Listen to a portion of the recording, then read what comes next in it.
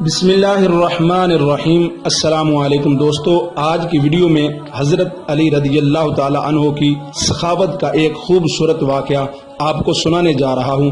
اس سے پہلے گزارش ہے، اگر آپ نے ابھی تک ہمارے چینل کو سبسکرائب نہیں کیا تو برائے مہربانی جلدی سے ہمارے چینل کو سبسکرائب کریں۔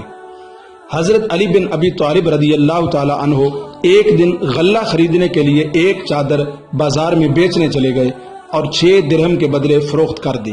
راستے میں ایک سائل سوال کرتا ہوا ملا تو سب درہم اس سائل کو دے دیے۔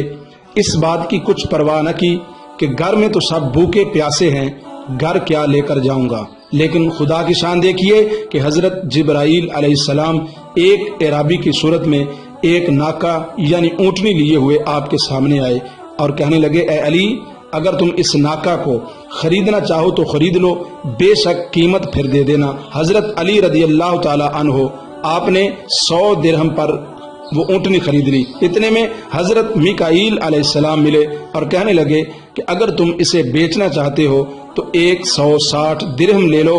آپ بہت خوش ہوئے اور 160 درہم لے کر اسی وقت وہ اونٹنی حضرت میکائیل علیہ السلام کے سپرد کر دی۔ اس کے بعد پھر حضرت جبرائیل علیہ السلام ملے اور آپ نے 100 درہم طلب کیے۔ آپ نے فوراً وہ 100 درہم دے دیے اور 60 درہم لے کر اپنے گھر واپس آ گئے۔ تو حضرت سیدہ فاطمہ الزہرا سلام اللہ علیہا نے پوچھا کہ یہ 60 درہم کیسے مل گئے؟ فرمایا، میں نے اللہ سے تجارت کی تھی، 60 درہم کا نفع ہوا۔ پھر حضرت علی رضی اللہ تعالی عنہ نے رسول اللہ صلی اللہ علیہ وسلم سے سارا واقعہ بیان فرمایا۔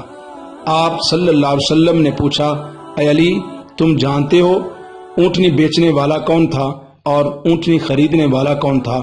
حضرت علی رضی اللہ تعالیٰ عنہ فرماتے ہیں، اللہ عالم و رسول، اللہ اور اس کا رسول بہتر جانتا ہے۔ آپ صلی اللہ علیہ وسلم نے فرمایا، اے علی، اونٹنی بیچنے والے جبرائیل علیہ السلام تھے اور خریدنے والے حضرت میکائیل علیہ السلام تھے، اور وہ اونٹنی وہ تھی جو قیامت کے دن سیدہ فاطمہ رضی اللہ تعالی عنہا کی سواری ہوگی۔ دوستو، اگر ویڈیو پسند آئے اسے لائک اور شیئر ضرور کیجیے گا۔ شکریہ۔ اگلی ویڈیو تک کے لیے اجازت دیجیے۔ اللہ حافظ۔